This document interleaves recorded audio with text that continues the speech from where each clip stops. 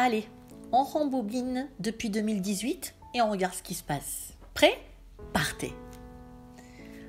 Octobre 2018, pour la première fois, l'apparition des Gilets jaunes arrive en France. C'est une manifestation partout dans les villes de France pour crier le mécontentement des Français.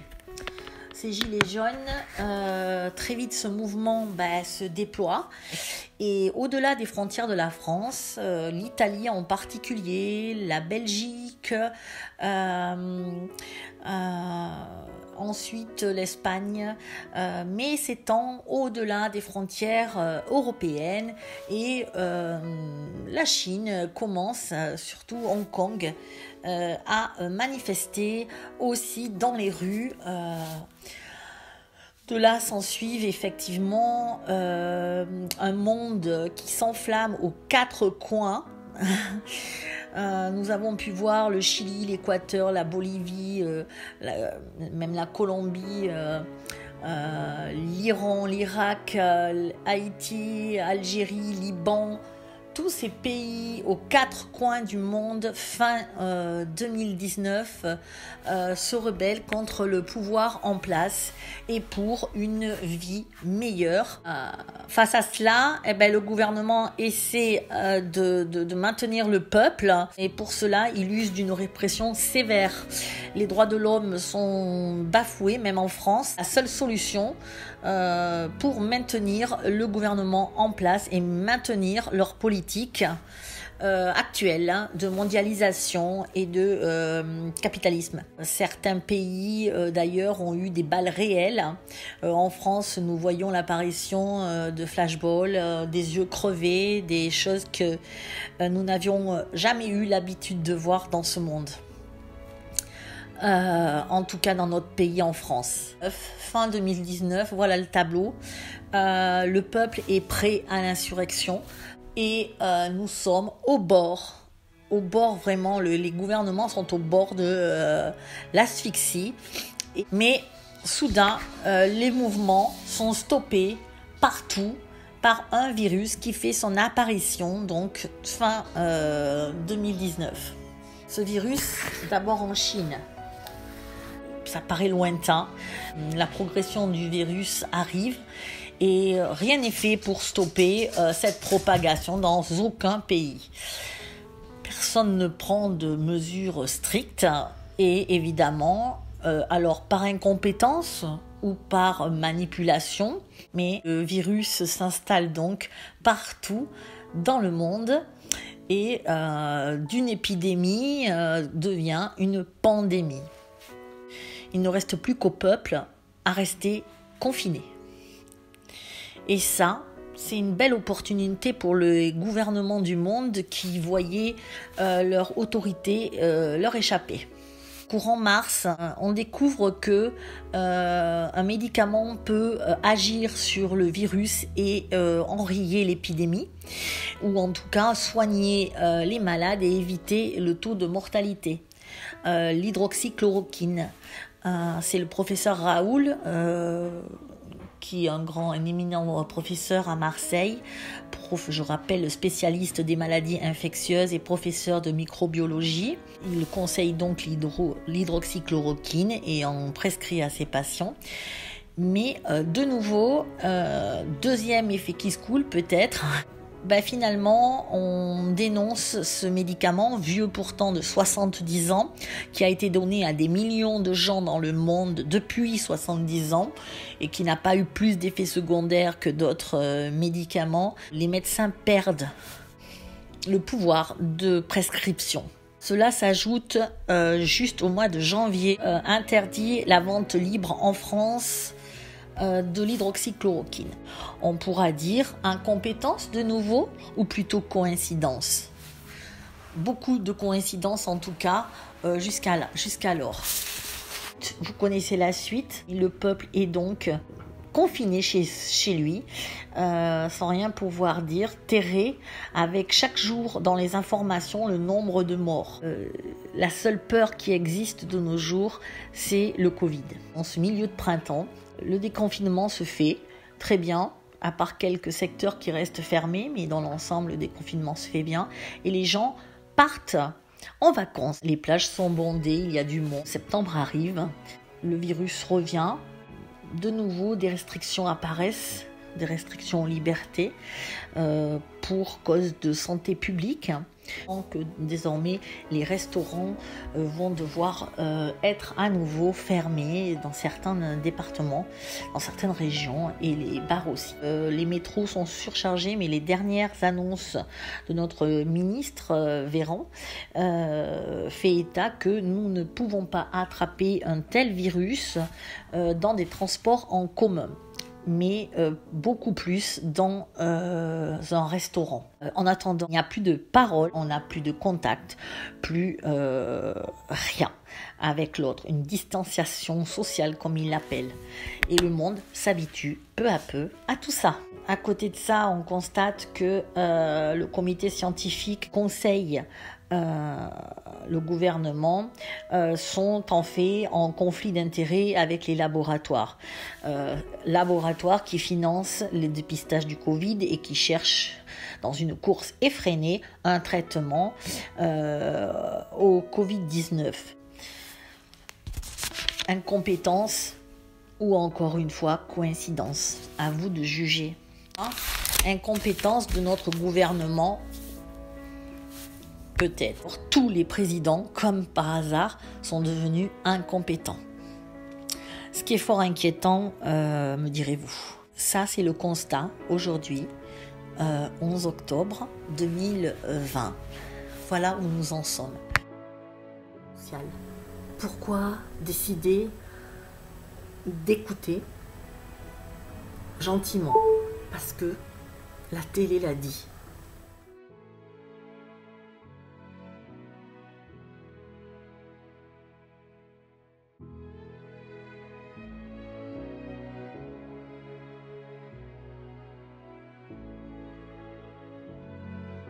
Télé. La télé, c'est... Si aujourd'hui la télé vous dit il pleut, munissez-vous de votre parapluie. Et moi, je regarde dehors et je vois un beau ciel bleu avec du soleil. Est-ce que vous pensez que je vais prendre mon parapluie? Non. Je ne vais pas prendre mon parapluie, je ne vais pas m'habiller en habit de pluie. Mais beaucoup vont s'habiller en habit de pluie. Pas parce qu'ils l'ont vu de leurs propres yeux, pas, mais bien parce que on leur a dit. Et vraiment, c'est très important maintenant de retrouver votre discernement. On est au bord du précipice. On est au bord du précipice. Et vous devez tous vous réveiller. Servez-vous de vos yeux. Si vous vous dites, ok, moi, ça m'intéresse pas tout ça, la politique, je comprends rien, moi j'écoute ce qu'on me dit parce que je comprends rien et que je suis pas en état de comprendre parce que moi j'ai autre chose à faire, moi je comprends super bien autre chose, mais pas ça. Ok, mais alors servez-vous de vos yeux, les yeux. C'est fait pourquoi les yeux? Si ce n'est pour voir, et qu'est-ce que vous voyez dehors? Voyez-vous vraiment une pandémie? Vous voyez une pandémie, vous? Ne serait-ce que même une épidémie? Est-ce que vous voyez ça? Moi, vous savez, quand on me parlait d'épidémie ou de pandémie mondiale, j'imaginais, vous savez, ce scénario catastrophe, les gens par terre,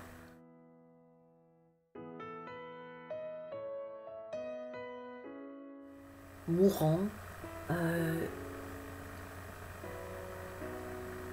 ma famille à moitié décimée. On comptait nos morts, à compter nos morts, à voir les gens malades, très malades, toussés. On voyait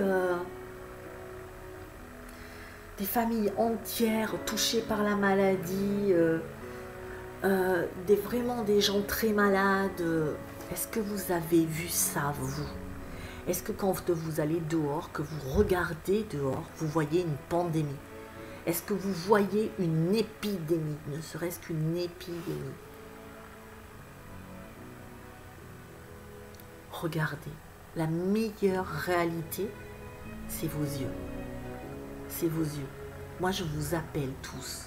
Alors, ceux qui travaillent dans le domaine hospitalier, parce qu'évidemment, on nous dit, oui, les hôpitaux sont surchargés, mais on apprend maintenant que quand vous avez que 5 lits, forcément en réanimation, eh ben, si vous avez 6 patients, vous êtes surchargé. Et on comprend bien. Mais témoignez, s'il vous plaît. Témoignez. Témoignez que on n'est pas dans une pandémie. Jusque-là, je vous tenais peut-être en haleine, je vous tenais à vous dire coïncidence ou manipulation. J'ai essayé de vous montrer comment pouvait s'agencer tout ça, comment tout un tas de circonstances ont fait que nous en sommes arrivés là. Et nous n'avons pas fini.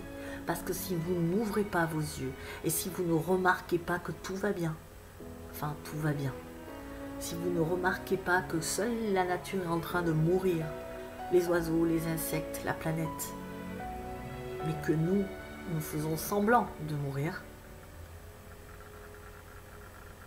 alors l'heure est grave. Parce que ça va continuer. Et les prochains, c'est vraiment nous. Mais nous ne mourrons pas du Covid, je peux vous l'assurer. Nous mourrons d'une inaction, nous mourrons de dépression, de tristesse. Nous ne pouvons plus toucher les gens, discuter avec les gens, rire, partager des moments de joie, de bonheur. Non, tout ce que nous pouvons faire maintenant, c'est aller travailler et rentrer chez soi. C'est la seule chose que nous pouvons faire. Alors que, quand vous regardez, il n'y a pas de signe évident, je répète, il n'y a pas de signe évident que ce soit nécessaire. Nécessaire.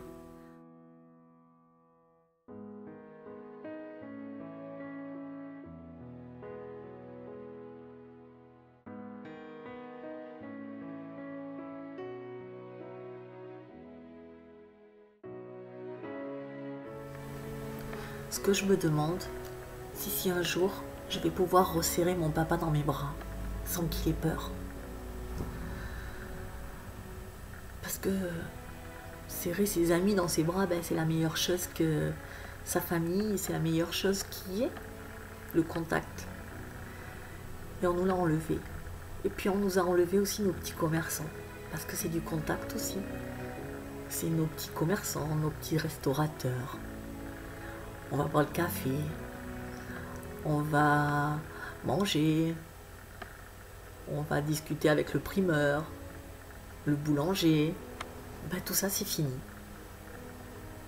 Tout ça, c'est terminé. Vous l'avez vu? Il va nous rester quoi de ce monde? Il va nous rester des grands trusts, des grandes entreprises, impersonnelles, où personne ne se connaît, où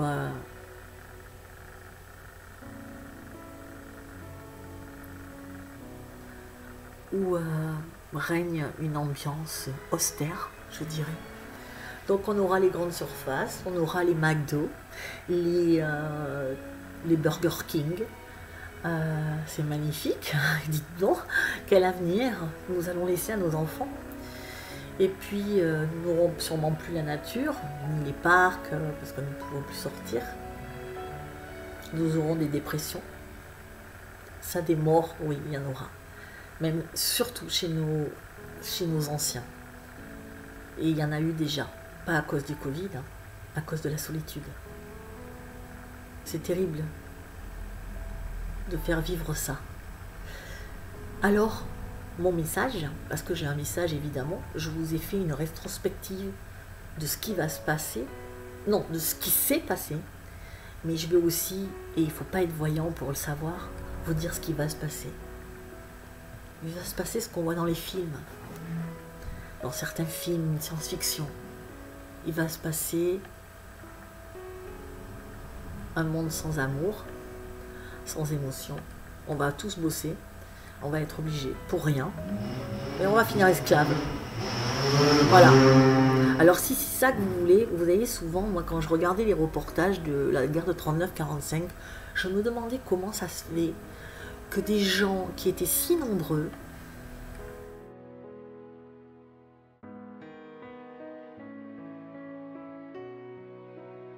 n'avaient pas pensé à se révolter. Ils montaient dans les trains qui les amenaient à la mort sans broncher, sans rien dire. Et je me disais toujours, mais pourquoi personne ils n'ont pas riposté? Et vous savez pourquoi? Parce que déjà, avant de prendre le train, déjà ils se cachaient, parce qu'ils avaient peur, évidemment. Donc ils restaient confinés chez eux. Et puis ensuite, on leur a dit de monter dans les trains. Et certains lui ont dit, ne montez pas dans les trains, parce que vous savez quoi, ils vous amènent dans des camps où ils vont vous gazer et vous tuer. Avec vos bébés, avec vos femmes. Et là, vous savez ce que les gens leur répondaient? Vous êtes des complotistes. Arrête, c'est pas possible, on peut pas faire ça. N'importe quoi, des bébés, on va pas tuer des bébés. Gazer, mais n'importe quoi quand même, il faut arrêter. Et puis ceux qui ont eu la chance de survivre, ben, ils se sont pas révoltés. Par peur. Alors qu'ils étaient sûrs de toute façon de mourir.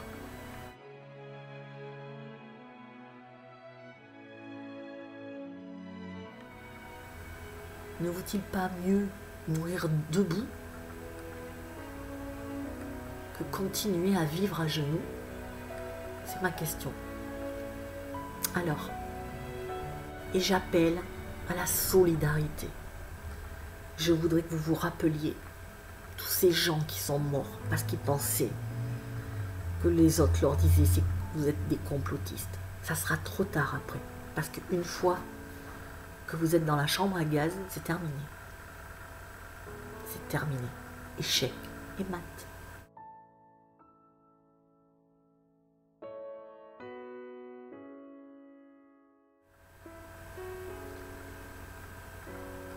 Et là, on doit se réveiller, on doit s'unir.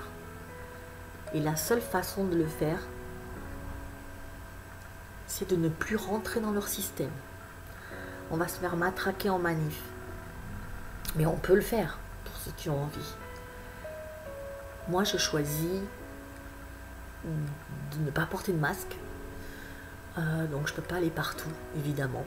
Mais je choisis d'aller prendre mes affaires, prendre ma nourriture et le strict nécessaire dans mes petits commerçants.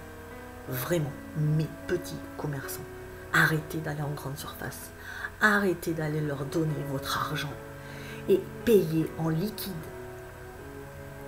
Parce que la monnaie disparaît de plus en plus. Ils vont tout contrôler. Et on est en plein dedans. La monnaie, ils ne peuvent pas la contrôler. Et là, en mettant les cartes sans contact, arrêtez de vous servir des cartes sans contact. Retirez vos sous. Utilisez votre argent. Nous sommes à J- je sais pas quoi. Mais il y a un J. Il y a un J- en quelque part. À un moment donné, il sera trop tard. Il sera trop tard. Vous serez dans la chambre à gaz. Je vous laisse réfléchir à tout ça. C'est pas si difficile que ça. Je mets très rarement mon masque depuis le début du confinement. Je vous dis, je l'ai porté très rarement. Parce que quand je viens à mon boulanger, je dis, oh, je l'ai oublié, donnez-moi mon pain. Voilà, quand je fais mes petites courses chez mes commerçants, ils savent. Alors des fois, il y en a qui disent, non, tu peux pas rentrer et tout. Je vais me faire verbaliser. Je dis, allez, vite, file-moi file-moi mes 2 poireaux et mes patates et je m'en vais. Voilà. Mais à part quelques-uns, j'ai envie de nouveau de rêver, de vivre, de serrer quelqu'un dans mes bras et de faire des bisous à ma famille, à mes amis. C'est bon, ça suffit. Alors, merci de m'avoir écouté et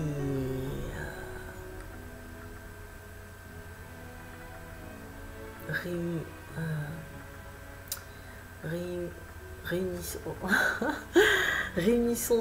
Ah, je peux plus le dire. Bon, bah il faut pas se réunir. Rassemblons-nous. Voilà, c'est plutôt rassemblons. Ouais, il faut se rassembler il faut pas rentrer dans le système. Donc je répète, argent liquide, petit commerçant. C'est tout.